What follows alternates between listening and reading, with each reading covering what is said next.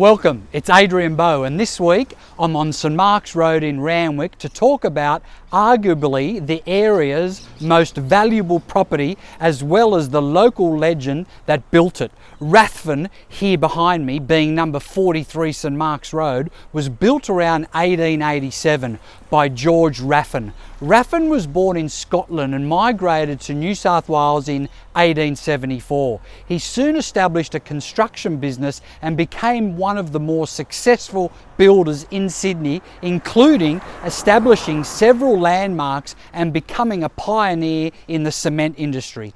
In 1882, he and business partner Alexander Curry used a piece of land they had secured called Portion 52 in what is now known as Lithgow to create the Cullen, Bullen, Lime and Cement Company, which produced cement under a brand called Kangaroo. The site was eventually bought from Raffin to establish the Portland Cement Works and ensuingly became one of Borrell's plants, eventually closing in the 1990s.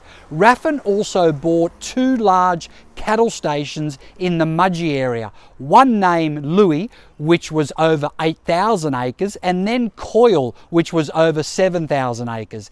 In 1887, he also established the Redfern swimming baths, but a tragedy occurred early on when a local man, James Connor, jumped into the pool but was unable to swim. He had not realised the pool was so deep and he unfortunately drowned. As a result, Raffin converted the pool into the Palace skating rink for roller skaters, which had become a very popular recreational activity at the time.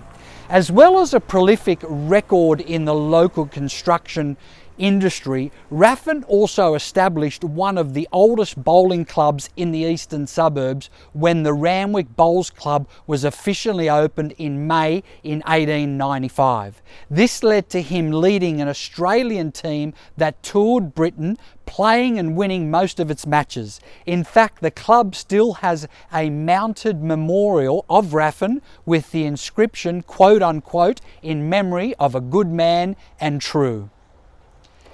The club was founded on a triangular piece of land fronting Cowper Street and the Avenue, and it included 6 bowling greens and a tennis court at the time. So in 1887, Raffin built the house here behind me, called Rathfin, still on a large piece of land that extended to the bottom of Glebe Gully, now known as Fred Hollow's Reserve.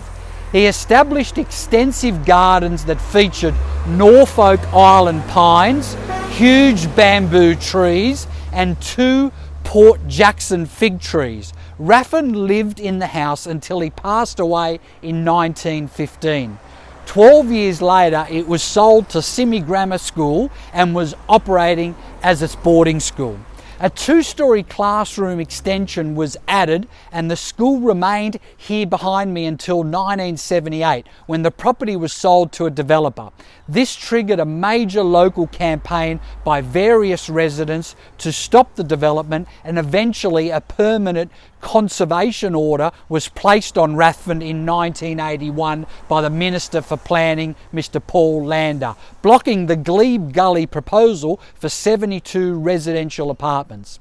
It was then sold in 1982 to gastroenterologist Dr Terry Boland and his wife Robin for only $410,000, apparently in a derelict state, until the new owners underwent a magnificent renovation over a number of years. It was then sold in 2011 for 6.2, and as you can see behind me, it's a stunning piece of real estate and a landmark here in Randwick. Now back to the present, as I've sold many properties in this area over the last 32 years of my career, and last weekend I listed an apartment just a bit further down the road here on St Mark's Road, being 85 at 69 St Mark's Road in Royal Gardens.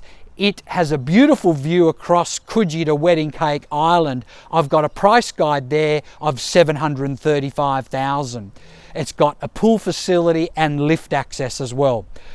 I'm also offering apartment 1 at number 8 Pitt Street in Randwick. I've got a price guide of of 900,000, and that particular property has one of only 3 in the block. Actually, just pause there, I'll just do that again.